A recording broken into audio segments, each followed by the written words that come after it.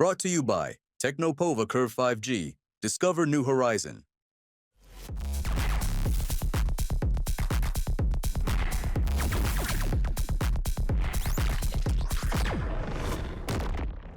एक मजबूत संगठन का निर्माण हमारे नेताओं ने किया। मैं उनको बधाई देता हूं और मुझे विश्वास है कि इस बार उत्तर प्रदेश में आजाद समाज पार्टी एक ताकतवर दल होगा जो प्रदेश के नेतृत्व करेगा, उसका संचालन करेगा। 2027 विधानसभा में सर अकेले जाएंगे या किसी गठबंधन के साथ जाएंगे, कुछ तय किया है क्या अभी? देखिए, तय किया है कि त्रिस्तरीय पंचायत चुनाव में आजाद समाज पार्टी अपनी शक्ति का एहसास है। एक उसका उदाहरण पूरे उत्तर प्रदेश को, देश को दिखाने का काम है। हमारे कार्यकर्ता काम कर रहे हैं, बूथ सेक्टर कमेटियां बना रहे हैं और अब तो हाल ये है कि हमारे विधानसभा कोई कार्यकर्ता ज्वाइन करता है तो उसको बड़ी बड़ी पार्टियों के मुख्य नेता ज्वाइन कराते हैं। इस तरह की स्थिति बन गई है। आप समझिए कि जमीन पे हमारा संगठन बहुत मजबूत है।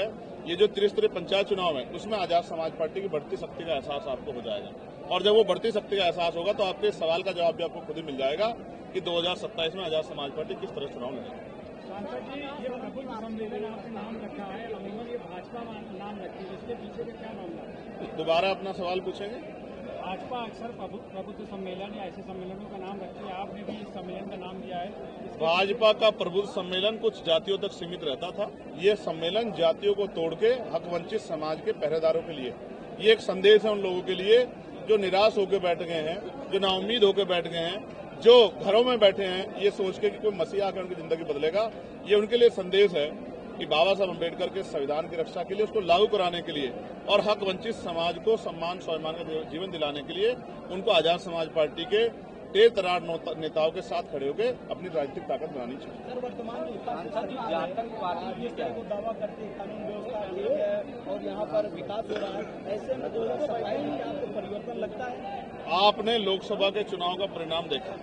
हम 2 सीटों पर लड़े, एक जीते और दूसरी पे 80,000 से ज्यादा वोट प्राप्त हुए और उत्तर प्रदेश में भारतीय जनता पार्टी क्या हाल हुआ ये भी आपने देखा। अगर वो सच में विकास कर रहे होते, अच्छे कार्य कर रहे होते, लोग उनसे खुश होते तो फिर आधी से ज्यादा सीटें नहीं हारते वो। आप समझो एक बात। दूसरी बात ये समझो कि डंडे के जोर पे सरकार नहीं चलती। एक प्रदेश का पुलिस का मुखिया तो बना नहीं पा रहे। आप नहीं देखा बार बार कार्यवाहक डीजीपी, कार्यवाहक डीजीपी, ये क्यों हो रहा है? आप समझिए कि कार्यवाहक डीजीपी से प्रदेश चलाना चाहते हैं तो कार्यवाहक मुख्यमंत्री से जो है प्रदेश चलाने की कोशिश करना भी खतरनाक है। उनकी आपसी लड़ाई में, स्टेट और सेंटर की लड़ाई में आम जनता का नुकसान हो रहा है। कानून व्यवस्था क्या है मीडिया के लोग ही बताते हैं। अखबार में रोज छपता है कि आज यहाँ बेटी का रेप हुआ, यहाँ हत्या हुई, यहाँ मार दिया, लटका दिया, जमीन छीन ली, यहाँ बाबा साहब का अपमान हुआ, यहाँ महापुरुषों के जो है तस्वीरों को तोड़ा गया। ये आप ही बताते हो और मीडिया ने बताया कि 2 दिन में 14 हत्या उत्तर प्रदेश में। इससे बड़ी कानून व्यवस्था का जो मैं समझे कि ये खात्मा जो है, इससे बड़ा क्या होगा कि 2 दिन में एक प्रदेश में 14 हत्या होने लग जाए। Brought to you by Technopova Curve 5G. Discover new horizon.